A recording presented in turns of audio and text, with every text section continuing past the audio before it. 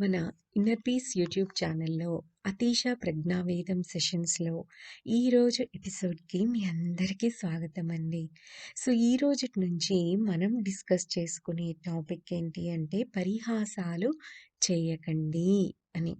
So అతీష మనకు ఈ టాపిక్లో పరిహాసాలు చేయకండి అనే టాపిక్లో మనకి మొదటిగా అందించే సూత్రం ఏమిటి అంటే విషాహారాన్ని వర్జించండి. అంటే విషపూరితమైన ఆహారాన్ని వదిలేయండి అని చెప్తున్నారు. సనాతన ప్రాక్ సంప్రదాయం ప్రకారం దేహం అని మనం అనుకుంటున్నదంతా కూడా అన్నమే. మన దేహం ఆహారం, మన మనస్సు ఆహారమే, మన ఆత్మ కూడా ఆహారమే. ఇది ఎలాగో చూద్దాం. ఆత్మకు అవతల అతీతంగా ఉన్నది మాత్రం సందేహం లేకుండా అన్నం, ఆహారం మాత్రం కాదు. ఆ అతీతమైన దాన్నేమంటారు? మన ఆత్మకు అవతల ఉన్న ఆ అతీతమైన దాన్ని అనర్థ అని గాని, అనాత్మ అని గాని అంటూ ఉంటాం.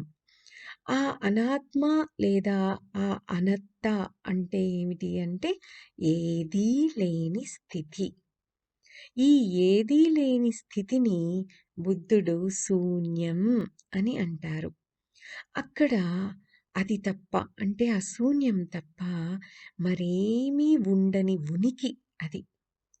తనకు తానే అయి ఉన్న పరిపూర్ణమైన సంప్రజ్ఞత్వం అంటే ఎరుక మాత్రమే అది.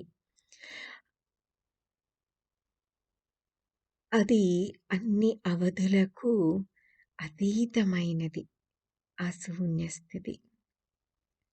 సో పదార్థం అనేది ఉన్నంత వరకు ఆహారం కూడా ఉండే ఉంటుంది కదా. సో అన్నం ఆహారం అంటే ఆహారం అంటే బయట నుంచి లోపలికి వచ్చి లోపల ఇమిడిపోయేది అని అర్థం. శరీరానికి భౌతికమైన ఆహారం కావాలి. ఆ ఆహారం లభ్యం కాకపోతే ఏమవుతుంది? శరీరం క్షీణించిపోతుంది. ఆహారం వల్లే శరీరం నిలబడుతుంది. శరీరం అంతా కూడా ఆహారమే.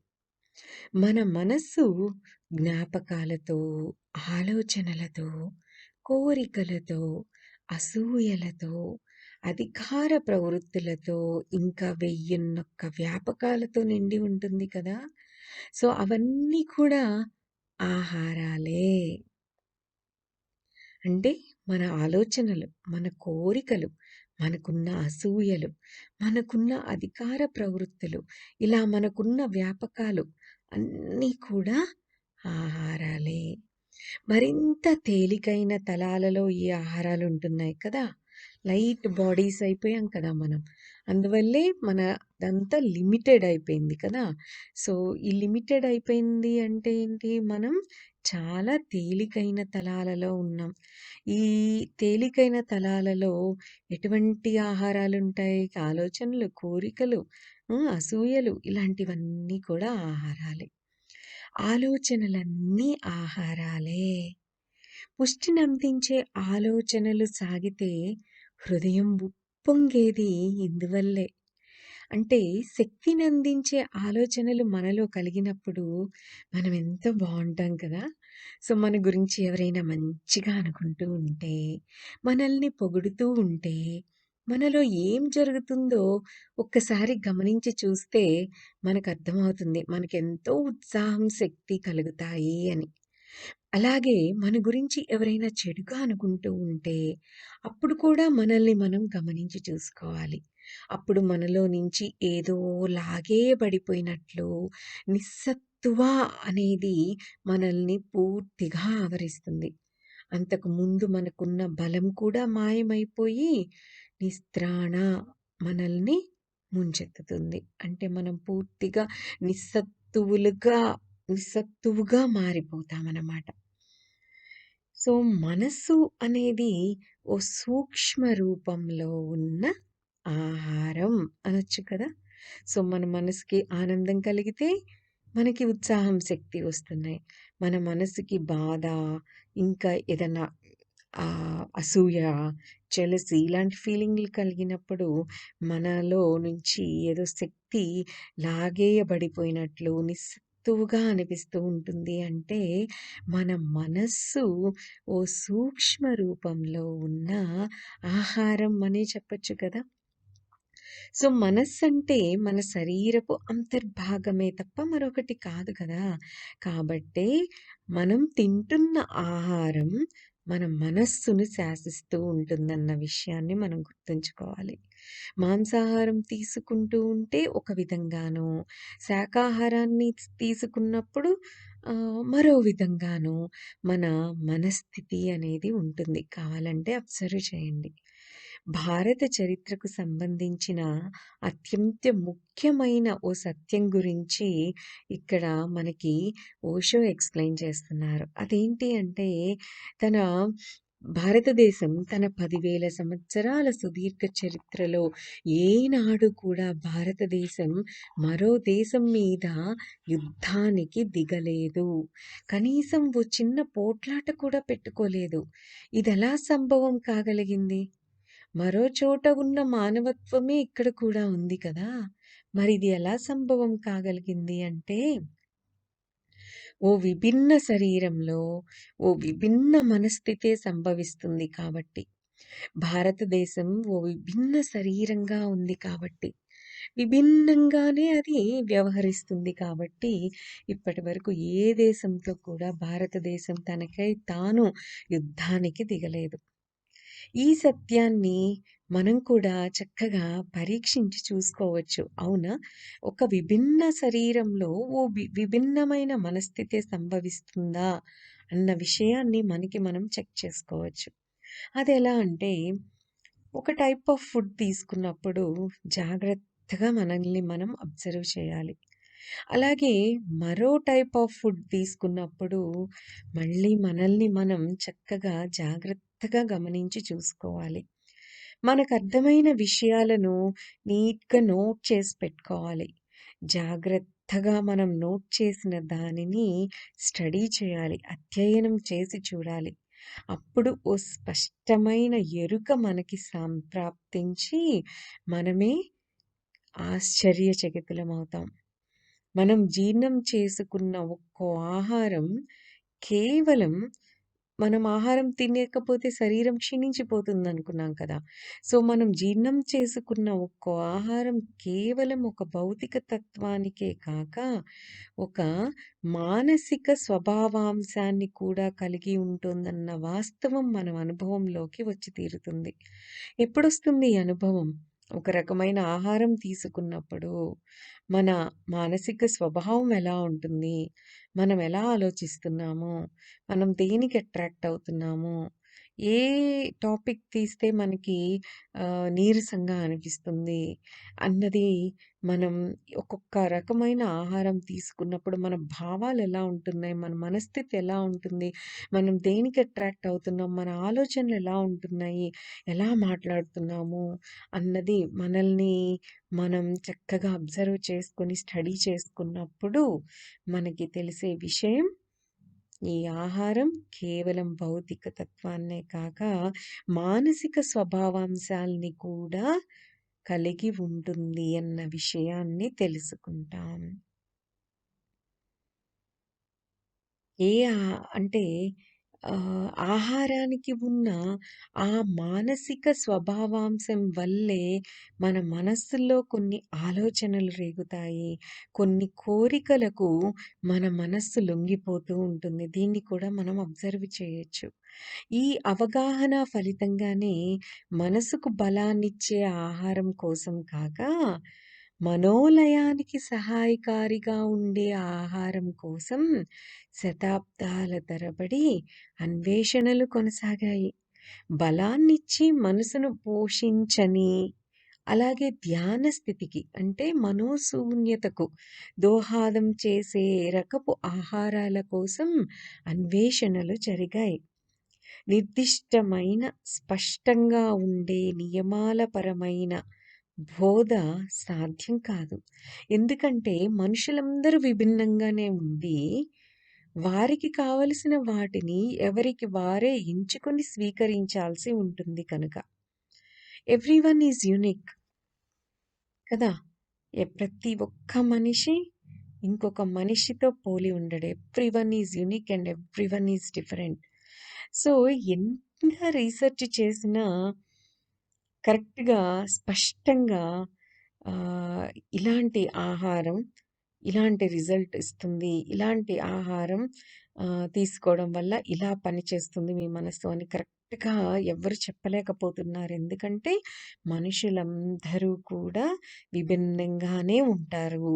అలా విభిన్నంగా ఉంటారు కాబట్టి వారికి కావలసిన వాటిని ఎవరికి వారే ఎంచుకొని స్వీకరించాల్సి ఉంటుంది కాబట్టి. సో, మన మనస్సుల్లోకి మనం అనుమతిస్తున్న వాటిని గమనించి చూడండి ఒక్కసారి. మామూలుగా ఎవరికీ ఈ విషయం అర్థం కావడం లేదు. ఎందుకు అంటే అసలు ఆహ్, కనిపించిన ప్రతి పుస్తకాన్ని ఏది కనపడితే దానిని అందరూ చదివేస్తున్నారు. గ్రుడ్లప్పగించి టీవీనో, మరొక దాన్నో, సెల్ ఫోన్‌లో రీల్స్ అనో, షార్ట్స్ అనో, యూట్యూబ్ వీడియోస్ అనో ఇలా ఏది పడితే అది చూసేస్తూ ఉన్నారు. రేడియోల్లో వింటున్నారు. ప్రొద్దస్తమానము కబుర్లతో కాలక్షేపం చేసేస్తున్నారు. ఎంతో చెత్తను ప్రతి ఒక్కరం ఇంకొకళ్ళకి అందించి, ఆ చెత్తతోనే వాళ్ళను మనం నింపేస్తూ ఉంటాం. చెత్త తప్ప మరొకటి మనుషుల్లో ఉండటం లేదు అని ఖచ్చితంగా చెప్తున్నారు మనకి ఇక్కడ ఆహ్, ఓషో. ఇలాంటి చెత్తను అనవసరంగా ప్రోగు చేసుకునే పరిస్థితుల నుంచి మనం తప్పించుకోవాలి. ఇప్పటికే ఎంతో చెత్త మనలో ప్రోగైపోయి ఉంది. దేని ద్వారా? పక్కన వాళ్ళతో కబుర్లు, కొలీగ్స్‌తో కబుర్లు, హ్మ్. TV, cell phone, news papers ఇట్లా విన్ వీటన్నిటి వల్ల మనం ఎంతో చెత్తను ప్రోగు చేసుకున్నాం. వాటి భారాన్ని వదిలించుకుంటే అంతే చాలు.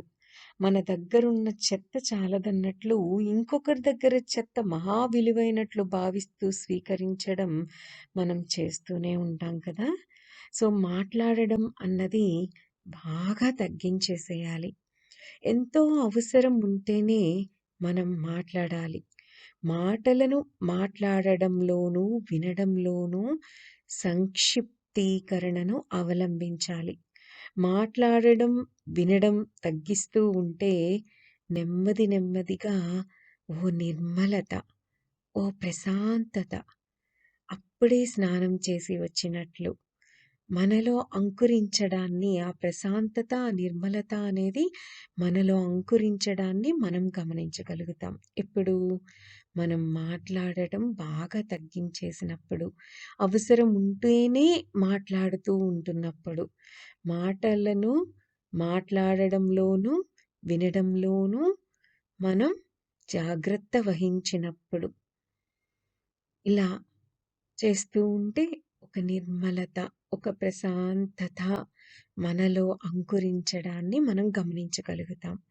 అదే ఓ క్షేత్రంగా తయారై ధ్యానం మనలో పెరగడానికి చక్కగా హెల్ప్ చేస్తుంది. అర్థం పర్థం లేని చెత్త పుస్తకాలను చదవడం ఇమ్మీడియేట్‌గా మనం మానేయాలి. ఓషో ఏం చెప్తున్నారంటే, వారి పక్కింట్లో వార్తాపత్రికలను అశాంతం పరీక్షగా చదివే ఓ పిచ్చివాడు ఉండేవాడట.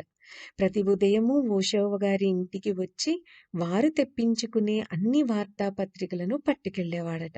ఎప్పుడైనా తన ఆరోగ్యం బాగుండకపోయినా, లేదా ఓషో గారు ఇంట్లో లేకున్నా, ఇంకోసారి మళ్ళీ వచ్చి వాటిని పట్టుకెళ్తూ ఉండేవారట. 10 రోజులు ఒకసారి ఓషో ఊళ్ళో లేరట. సో, ఓషో గారు కనిపించగానే ఆయన ఓషో గారి ఇంటికి వచ్చి, ఆ 10 రోజుల న్యూస్ పేపర్‌లను ఇమ్మని అడిగారట. "అవెందుకు మీకు? పాత పేపర్‌లు కదా అవి" అని అడిగారు ఓషో ఆయన్ని. అయినా పర్లేదులెండి చెత్త వార్తలే కదా అంతాను. ఎటొచ్చి తేదీలు మాత్రమే మారుతూ ఉంటాయంతే అన్నాడట ఆయన ఓషోతో. ఆ పిచ్చివాడి జీవితం మొత్తం మీద ఆ లక్షణాల్లోనే పూర్తి తెలివితేటలతో ఆయన మాట్లాడాడు. అంటారు ఓషో. సో, నిజమే. మామూలు మనుషుల జీవితాలలో అప్పుడప్పుడు పిచ్చి క్షణాలు సంభవించవచ్చు. తద్విరుద్ధంగా పిచ్చి వాళ్ళల్లో కొన్ని క్షణాలు తెలివితేటలు సంభవించవచ్చు. అలా ఓషో గారి పక్కింటాయన ప్రస్తుతం సత్యాన్నే మాట్లాడుతున్నారు. అన్నీ చెత్త వార్తలే. అయితే మాత్రమే బోలెడంత సమయం ఉంది. ఏదో విధమైన వ్యాపకం ఉండాలి కదా! అని అంటున్నారాయన. అప్పుడు ఓషో ఏమన్నారంటే, "అయితే ఆ 10 రోజులు మీరేం చేశారు?" అని అడిగారు. "ఏం చేస్తాను? పాత పేపర్‌లనే తీసుకొని మళ్ళీ చదువుకుంటూ కూర్చున్నా" అన్నారట ఆయన. అంటే ఏ వ్యాపకాలు, ఆలోచనలు లేని కొన్ని ఖాళీలను మన మనస్సులో మనం పదిలం చేసుకోవాలి. ఏ ఆలోచనలు లేని ఆ ఖాళీ క్షణాల ఎరుకే మన ప్రథమ ధ్యాన వీక్షణా క్షణాలవుతాయి. మన పరితత్వ ప్రబోధన ప్రథమాంకాలవుతాయి. మన ప్రథమ అమనస్క తేజో ప్రకాశాలవుతాయి. మనస్సులో ఆలోచనలు లేని ధ్యాన స్థితిని మనం సాధించగలిగితే, ఆ తరువాత మనం చేయాల్సింది ఏ ఆహారాలు మనల్ని ఉద్రిక్తుల్ని చేయవో, ఏ ఆహారాలు మనలో హింసను ప్రకోపించనీయవో, అటువంటి ఆహారాలను విషాహారాలు కానట్టి వాటిని మనం ఎన్నుకోవడం అన్నది చేయాలి. ప్రస్తుత ఆహ్, ఆహ్, ప్రస్తుతపు విజ్ఞాన శాస్త్రజ్ఞులు కూడా ఈ విషయాన్నే ఒప్పుకుంటున్నారు కదా! ఓ జంతువును మనం చంపుతున్నప్పుడు మరణ భయంతో అవి అనేక విష రసాయనాలను విసర్జిస్తూ ఉంటాయని, చావు సులభంగా రాదు కదా! సో, జంతువును మనం చంపే సమయంలో చావు భయంతో అది వణికిపోతూ ఉంటుంది. దానికి ఇంకా బ్రతికి ఉండాలని ఉంటుంది. ఆ సమయంలో దాని శరీరంలో అన్ని విషాలు బయటికొస్తాయి.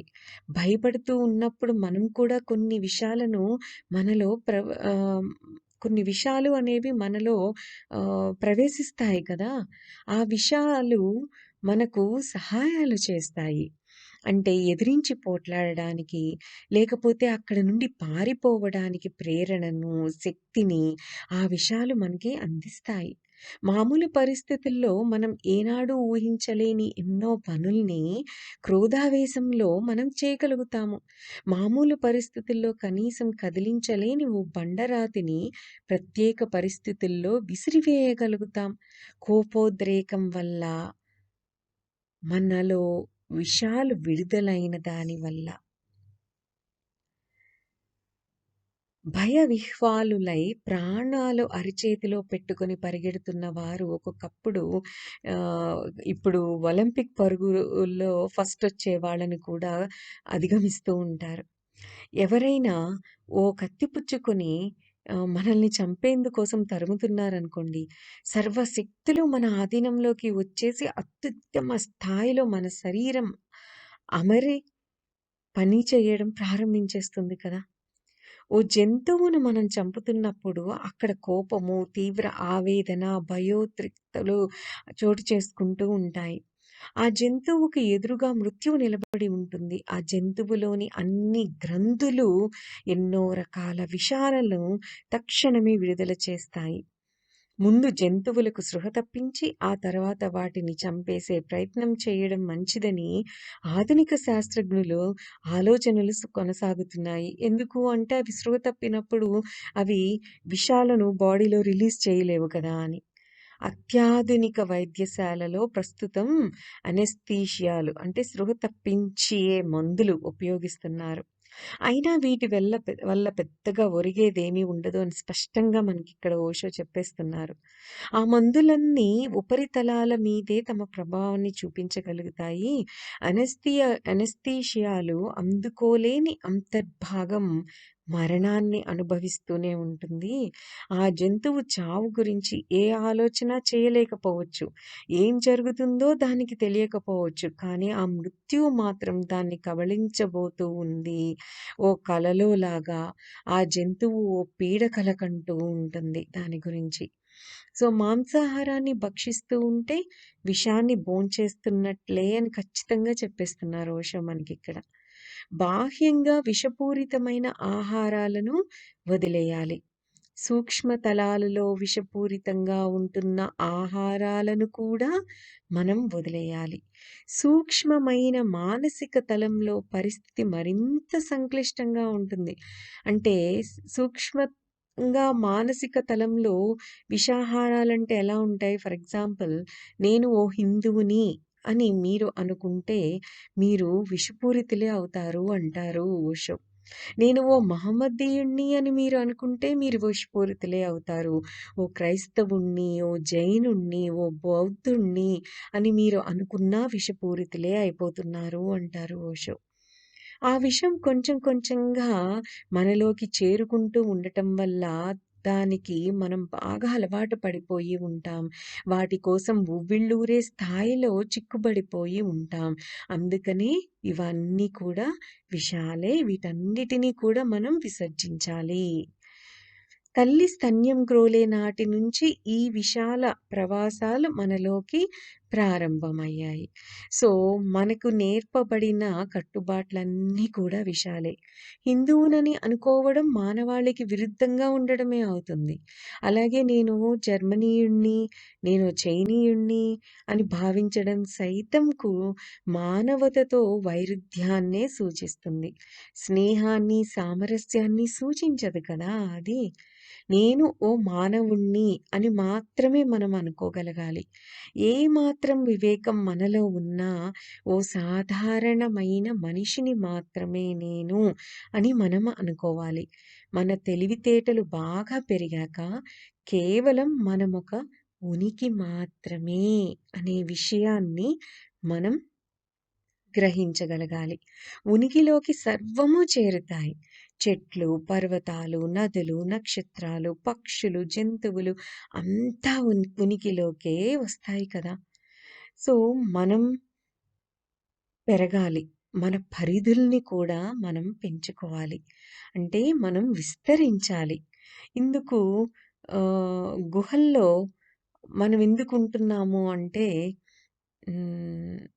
ఇరుకు గుహల్లో మనమెందుకుంటున్నాము అంటే, మనముండే మన మనస్తత్వం గాని, ఇప్పుడు నేను ఓన్లీ హిందూని అని అనుకుంటే, మనం ఒక ఇరుకు గృహంలో ఉండిపోతున్నట్టే.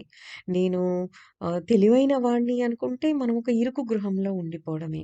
అలా ఉండకూడదు. అలా ఎందుకుంటున్నామంటే, అంధకార కూపాల్లో మనమెందుకు ఇలాగా త్రేలుతున్నామంటే, ఓ గొప్ప వ్యవస్థలో ఉంటున్నట్లు ఎందుకు భావిస్తున్నాము అంటే, మా మనముంటున్న వ్యవస్థ మహా మహితాత్మకమైనది మాత్రమే కాదు, అత్యంత మహిమాన్విత వ్యవస్థలు పెద్దగా ఏమీ లేవు. ఏ ఆశయము మానవుణ్ణి తనలో ఇముడ్చుకోగలిగినంత విస్తృతం కానే కాదు. మానవత్వం ఏ సిద్ధాంతంలోకి ఒదిగి ఉండదు. అన్ని మహాశయాలు, సిద్ధాంతాలు మానవుణ్ణి అంగవిహీనుడిగానే, అవిటివాడిగానే నిలబెడుతున్నాయి అని ఖచ్చితంగా చెప్పేస్తున్నారు ఓషో. సో, ఇప్పుడు మనకి ఆహారాలు అంటే ఏమిటి? మానసిక ఆహారాలు, ఆత్మకి ఆహారాలు, శరీరానికి ఆహారాలు. ఈ ఆహారాలు వీటి గురించి కొంచెం తెలుసుకున్నాం కదా! మానసికంగా మనం తీసుకునే ఆహారం ఎలా ఎఫెక్ట్ అవుతుంది? అలాగే మనం మానసికంగా మనం ఆలోచించే ఆలోచనలు మనల్ని ఎలా ఎఫెక్ట్ చేస్తున్నాయి? భౌతికంగా కూడా ఎలా ఎఫెక్ట్ చేస్తున్నాయి? మనకి ఆనందం వస్తే మన శక్తి పెరుగుతుంది. దుఃఖం వస్తే శక్తి తగ్గుతుంది. సో, ఆహారం తీసుకున్నప్పుడు శక్తి వస్తుంది. ఆహారం విసర్జించినప్పుడు శక్తి తగ్గుతుంది. ఇలాగే మానసిక ఆలోచనలు కూడా మనకి ఆహారమే అన్న విషయం మనకు అర్థమైంది కదా! సో, దీని గురించి మనం మన గురించి మనం తీసుకునే ఆహారం గురించి మనం చక్కగా అధ్యయనం చేద్దాం. మనం ఎక్స్‌పెరిమెంట్ చేద్దాం, ఎక్స్‌పీరియన్స్ చేద్దాం. సో, ఇంకా ఓషో ఈ సూత్రంకి రిలేటెడ్‌గా, ఈ ఆహారాలకి రిలేటెడ్‌గా ఎక్స్‌ప్లనేషన్ ఇస్తూనే ఉన్నారు. అది మనం మన నెక్స్ట్ ఎపిసోడ్‌లో డిస్కస్ చేద్దాం. దట్స్ ఆల్ ఫర్ టుడే అండి. Have a great day. Thank you. Thank you. Thank you.